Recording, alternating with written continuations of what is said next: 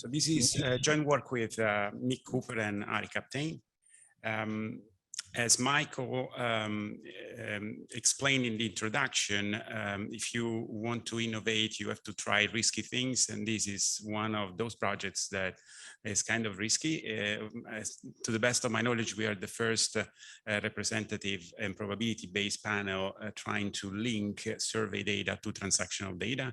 I'm going to tell you a little bit what kind of issues we face and what type of selectivity you observe. So since April 2019, in partnership with the Financial Health Network and one of the major financial aggregators in the market right now, which is Plaid, we retrieve transaction information and account balances of consenting UAS members from financial electronic records. The way it works, we ask UAS members to link their financial accounts with Plaid. Plaid is an aggregator. It takes the information from all banks and financial institutions, and then we are able to retrieve this information and use them for research. So the combination of financial transaction data and survey data is appealing, and I think is a very powerful tool for research for different reasons. As Michael said in the introduction, you can obviously reduce respondent burden. Financial questions are not among the favorite of our respondents, and I guess this is shared across other panels. We can minimize measurement error because we don't have to ask people to recall their expenditure or their income inflows. We can address selectivity, and this is going to be the focus of my talk. There are, as Scott said, several studies using data from financial aggregators, but we don't know how different the customers of a financial aggregator or of a bank are from the rest of the population. With the information we have in the UAS, we can document this type of selectivity and eventually account for it in the analysis stage. Then we can also understand how representative of a household individual financial data are. When we get transaction data, these are individual level data.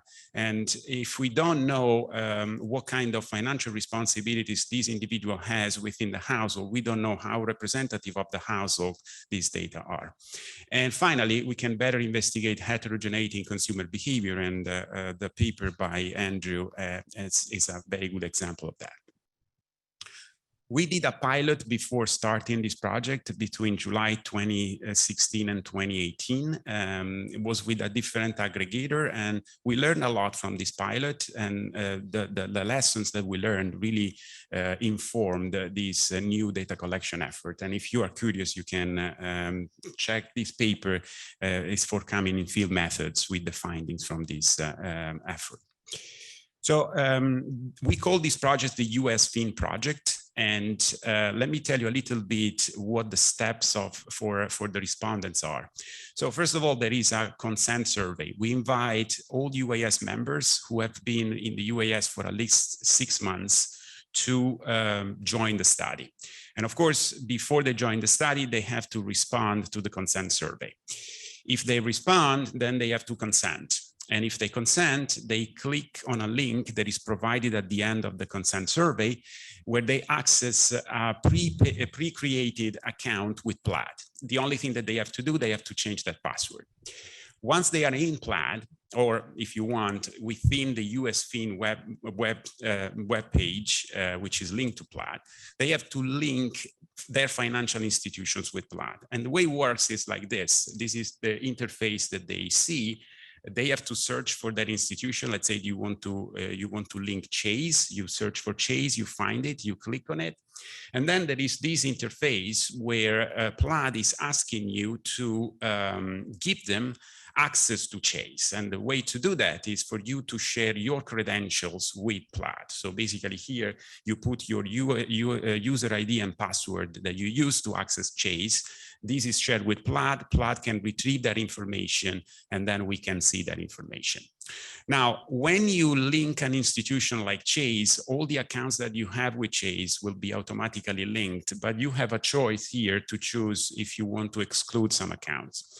In this example, let's say you have a checking, a savings, and a CD account. You don't want to link the CD account. You can untick the box and then you proceed.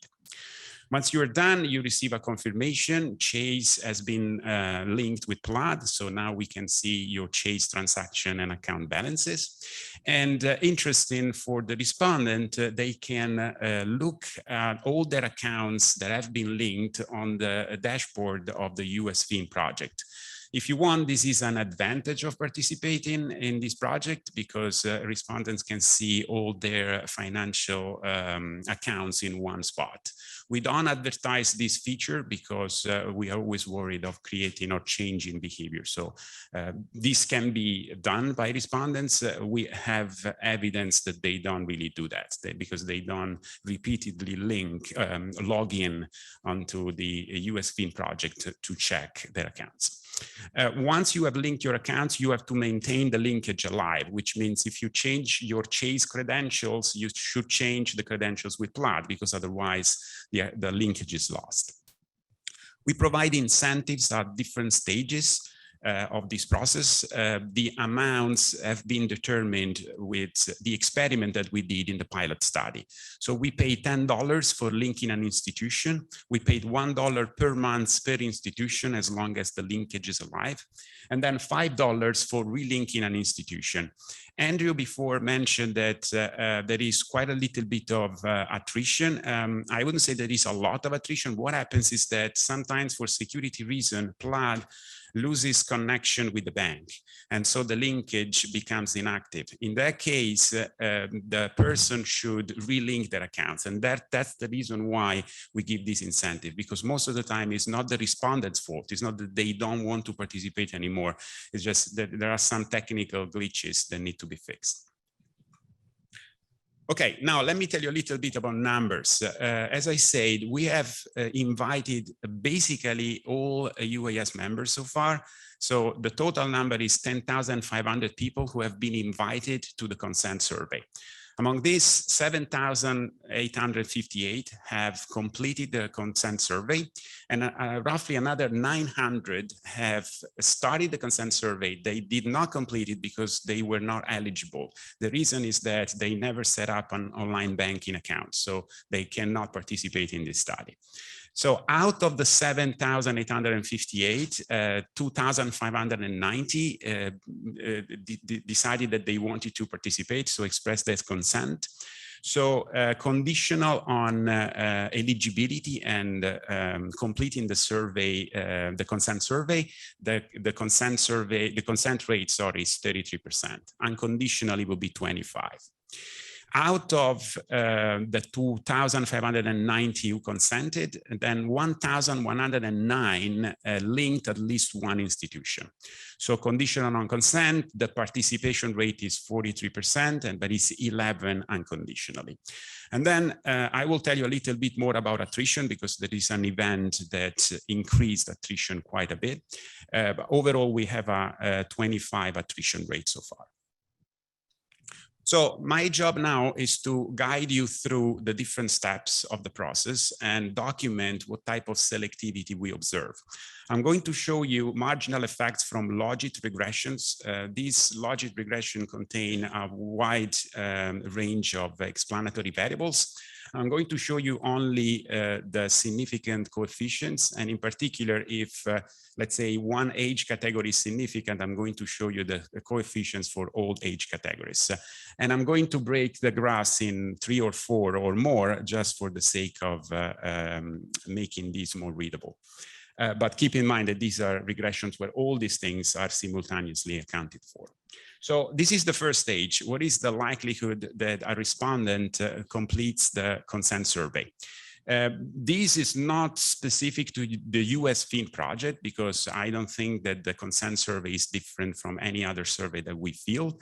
And we see something that we are used to, like females and older individuals are more likely to consent. To answer the consent survey, and unemployed, people pretty much out of the labor force are slightly more likely. And then you have that people with higher levels of cognitive ability are more likely to answer. Now, conditional on completing the consent survey, what is the likelihood of consenting? Now you see that older people are definitely less likely to consent. People who are not married are more likely to consent. And now people with higher level of cognitive ability are less likely to consent, 5 percentage points less likely, and so are people with higher level of conscientiousness.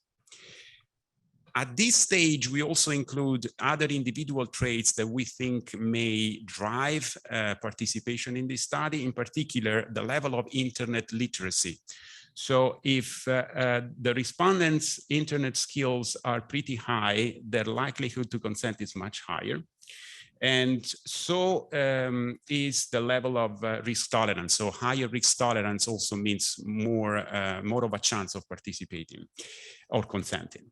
And finally, we look at a panel participation. So we take for each individual the ratio of completed surveys over the number of surveys they were invited to. And then we divide this in terciles. So high participation means you are in the top tercile. And you see that people who participate in more surveys or complete more surveys are more likely to consent. You can interpret this as a sort of trust or loyalty to the UAS. Among those who don't consent, we elicit reasons for not consenting. For the most part, people don't want to share this kind of data, or they don't trust the security of the whole thing. Now, once you consent, as I said, you have to link an institution. That's the crucial step. And what are the correlates of linking institution? Again, older people are way less likely to link an institution conditional on consent, and they were already less likely to consent to start with. And non-married individuals is the opposite. They are more likely to link an institution. When it comes to cognitive ability, remember, cognitive ability before was negatively correlated with the likelihood of consenting. Now is strongly positively correlated with the likelihood of linking an institution, whereas conscientiousness remains negatively correlated. And among these other skills, again, people with higher level of internet literacy are more likely to link an institution, and also people who are more likely to answer surveys or complete surveys in the UAS. Now, this is a little story about what may have triggered some of the attrition that we observe. So in 2021, there was a lawsuit against Plaid. So before the lawsuit, when you had to link an institution, let's say Chase, you found your institution, and then you saw this kind of interface where you had to input your user ID and password. It really looked like you were logging into your bank, but in reality, you were sharing these credentials with Plaid. After the lawsuit, Plaid started using this neutral interface. This didn't really matter for our respondents, I think, because in the consent survey, we explicitly said that at this stage, they were sharing their credentials with Plaid. They were not entering the bank. But still, because of IRB reasons and legal reasons, we had to communicate to our respondents that a lawsuit was ongoing. And we asked them whether they wanted to withdraw their consent. Some of them did, especially 185 individuals who had linked an institution ended up withdrawing their consent. Another 94 individuals who were active participants left the panel since from April 2019 to now. So basically, this is the real attrition due to attrition in the panel overall. So what are the drivers of attrition? Older individuals, again, are more likely to attrit. Individuals with more education are a little bit less likely to attrit. Individuals with high cognitive ability are more likely to attrit. And again, individuals with high internet skill are less likely to attrit. So overall, if we put all these things together, these numbers may be a little bit small, but now if you compare the demographic characteristics of US FIN participants, so people who have linked at least one institution, with those who have not, what kind of differences do you see? For the most part, as you have now guessed, age really matters. So the sample of US FIN participants is much younger and is made mostly of people who are not married. And when it comes to other kind of traits, the few results that really jump out are the sample of US FIN participants has lower levels of conscientiousness, higher level of cognitive ability, and much higher levels of internet skills, risk tolerance, and loyalty to the US as measured by the number of surveys that they complete. So overall, to conclude, this is an innovative project. It's also a risky project, as I said. The yield is not that large. Participation rate unconditionally is 11%. And different factors influence the likelihood of completing each step of the process. And overall, US FIN participants are younger, are less likely to be married. They have higher levels of cognitive ability, familiarity with internet, risk tolerance, and UAS survey completion rates. The beauty of our approach is that the richness of UAS data allows us to document selectivity in the first place and eventually to account for it at the analysis stage. And Alex is going to talk about what kind of biases you see when you start looking at financial behavior between people who are in this project and people who are not. Thanks.